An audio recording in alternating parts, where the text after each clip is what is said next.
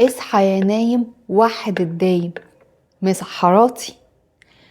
ايوه، ده صوت المسحراتي، الصوت اللي كان زمان يرعبنا واحنا صغيرين، وهو بيدق على الطبلة تحت الشباك كأنه جاي يهد البيت مش يصحينا.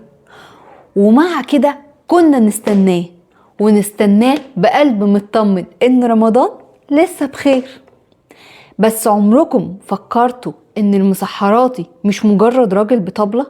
ده مهنة، ومهنة عريقة وتاريخ ولبس، هيبة شارع كامل بدأت من قرون لسه عايشة معانا لحد النهاردة. جملة اصحى يا نايم وحد الدايم بنسمعها كل سنة، لكن قليل قوي اللي يركز في هيبة المسحراتي. المسحراتي مش بس صوت وطبلة، ده كان زمان رمز للأناقة الشعبية في ليالي رمضان. حضوره في الشارع كان منظم، صوته موزون مش عشوائي، وحتى لبسه كان ليه معنى ومكانة. الحكاية بترجع لعصور قديمة من أيام الدولة العباسية، وأول مسحراتي معروف في التاريخ كان عتبة ابن إسحاق ولي مصر نفسه. تخيلوا معايا ولي مصر ينزل بنفسه في شوارع الفسطاط يصحي الناس للسحور. عشان كده ما كانش ينفع يطلع بلبس عادي، كان لازم يكون لبس فيه وقار وهيبة واحترام. ومن هنا بدأ شكل المسحراتي يتكون. زمان كان بيلبس الجبة أو القفطان الواسع، القصات المريحة تسمح له انه يمشي مسافات طويلة في شوارع القاهرة والمدن العربية، ويطلع وينزل ويضرب بالطبلة من غير ما يتعب. القفطان كان لازم يكون واسع، فيه جيوب خفية يشيل فيها حاجاته، وتصميم يسمح بحرية الحركة، لأن المسحراتي ما كانش واقف، ده كان ماشي طول الليل. اللبس كان عملي بس في نفس الوقت أنيق، بسيط ومعبر. الأجمل إن المسحراتي كان لوحة متحركة، كل منطقة كان ليها طبعها، وكل قفطان كان بيعبر عن ذوق المكان.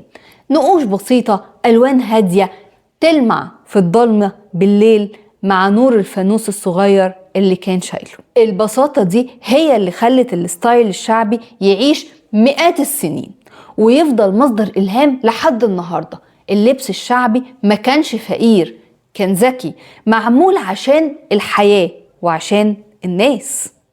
ومع الوقت الدنيا اتغيرت، التكنولوجيا دخلت كل حاجة حتى المسحراتي.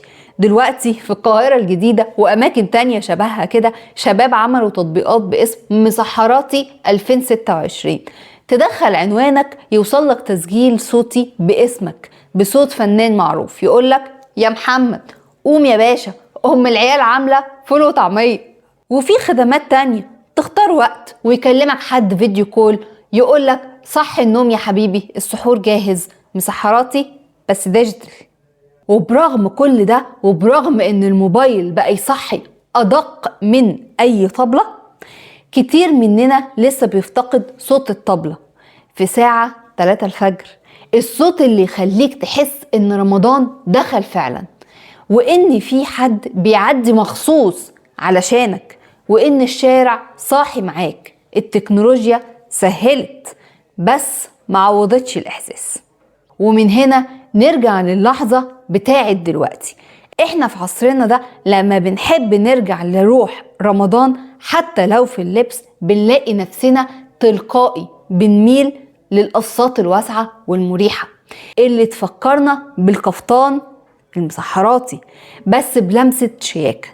تخيلي اللبس مناسب لخروجه أو لمة رمضان، نفس الفكرة القديمة بس بروح جديدة. وده بالظبط اللي بيخلينا نفهم ان الموضة مش اختراع جديد، الموضة دايما بترجع لأصلها. الكفتان، الجبة، اللبس الواسع، دي مش ترندات موسمية، دي تراث اتبنى على الراحة والحركة والاحترام، وده سر موجود لحد النهاردة. يا ترى لسه في مسحراتي بيعدي في شارعكم ولا بقيتوا بتعتمدوا على المنبه الموبايل؟ ايا كان حاولوا تفتكروا الاحساس مش الصوت بس، لان الاحساس هو اللي بيعيش. ومن هنا نرجع لكلمة من زمان. من زمان مش كلمة بنحكي بيها عن الماضي، دي كلمة بنفتكر بيها نفسنا. وده بودكاست من زمان، رودانيا ستايل مع نهال رشاد، بنحكي فيه معلومة عن اللبس وتفاصيله مع الوقت، وازاي التراث بيكمل معانا من غير ما نفقد روحنا. استنوني الحلقة الجاية ومعلومة جديدة ومن زمان. باي. Stop.